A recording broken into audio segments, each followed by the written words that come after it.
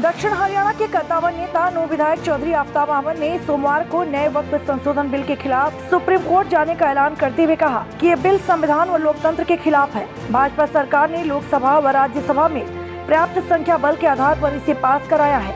विधायक आफ्ताब अहमद के साथ फिरोजपुर जिला विधायक इंजीनियर मामन खान, कांग्रेस नो के जिला संयोजक महताब अहमद मुख्य रूप से जिला कांग्रेस मुख्यालय पर प्रेस कॉन्फ्रेंस में मौजूद थे। कोई भी ऐसा कानून जो खास तौर पे अक़लियतों के लिए, मुस्लिमों के लिए विरोध में और उनकी आवाज़ को और उनके हकों को दबाने के लिए होगा, उसके लिए जैसे पहले प्रदर्शन हुए।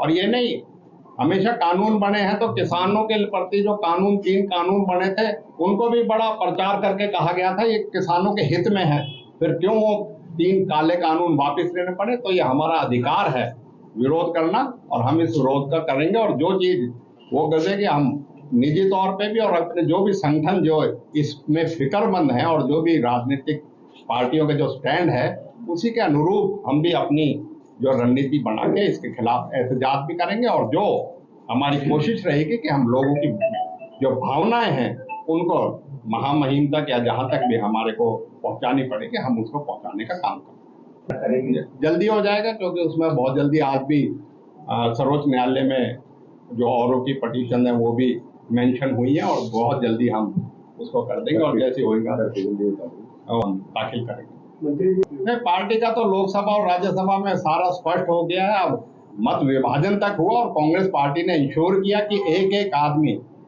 एक जो है सदस्य कांग्रेस पार्टी का वो इसमें व्हिप लागू हुआ, व्हिप होगा उसी स्टैंड के अनुरूप। और पार्टी का हमेशा से कोई भी अगर जन विरोधी फैसला हुआ है या कोई भी किसी वर्ग किसी के विशेष के साथ हुआ है, हमेशा से उसमें पार्टी अपना बड़ा स्पष्ट रुख रहा है। और उसी रुख को देखते हुए आप देख सकते हो कि वक्फ अमेंडमेंट बिल का कांग्रेस पार्टी ने एकजुटता से विपक्ष के साथ मिलकर उसका पुरजोर विरोध किया है।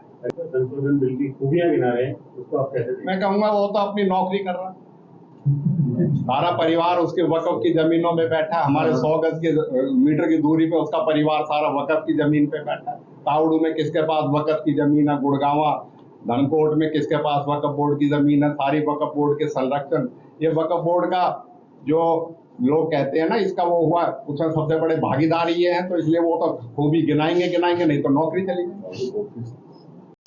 अभी बिल ये एक्ट जो पास हुआ है उसके विरोध में हमारे कुछ साथी और हम खुद भी सर्वोच्च न्यायालय अदालत जाएंगे और अप्रोच करेंगे और अपनी बात को रखेंगे, क्योंकि हमारे सामने अभी रास्ता है कि हम अपनी बात को रखें। और इसी के साथ साथ आंदोलन की भी, जैसे मैंने कहा आपके बीच में, हम मिलजुल के जब फैसला होगा सामूहिक फैसला लेके इस बिल के विरोध करने के लिए चाहे सड़क से आना पड़े, धरना करना पड़े, चाहे कोई भी लोकतंत्र में जो हमें अधिकार मिला है उसको करना पड़े, हम उसको मिलके हम अपने जो है इस मुद्दे को, अपने को, इस हक को और अपनी मांग को इसके लिए किसी भी उसके धरना प्रदर्शन और जो एहतजाज है उसको करें। कब तक या पार्टी से इजाजत लेनी है या अपनी तरफ से? हम अपनी तरफ पार्टी के अपनी तरफ से हम जो है बिल जो है, क्योंकि हम इसमें अपना बिल हमारे समाज को, हमारे इलाके को और हमारे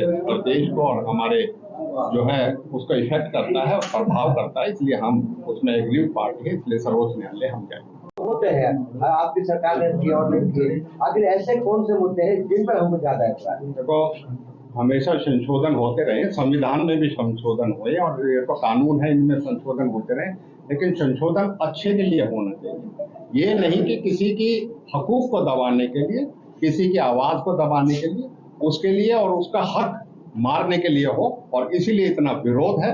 और इतने दिनों बाद किसी बिल पे वोटिंग तक भी हुई, ठीक है, मेजॉरिटी है निकल कर, लेकिन यही सारे विपक्ष के साथियों का और एक मत होके देना यही था कि देश में इस तरह की संविधान जो बाबा भीमराव अंबेडकर ने हमें दिया है उसकी मूल भावना ये नहीं है और ये इसलिए मूल भावना के विपरीत है। और इस देश की जो हिंदू मुस्लिम और संस्कृति है जो एक भाईचारे की है उससे हट के ये इस समाज को बांटने के लिए और इसका राजनीतिक फायदा लेने के लिए ये कार्य किया जा रहा है। जबकि उन्होंने मुसलमानों को विश्वास दिया था कि भाई हम आपका साथ देंगे, क्या कहेंगे? मैं तो ये कहूँगा उन्होंने विश्वास दिया था जनता के विश्वास दिया था और जनता के वादा खिलाफी करी है, इसलिए हुई थी। और ये उनका मुखौटा जो है वो खुल गया और उनकी असलियत पता लगी कि वो अपनी सत्ता के लालच पे किस तरीके से जनता की भावनाओं को दरकिनार करके अपनी सत्ता को बचा कर खींचा।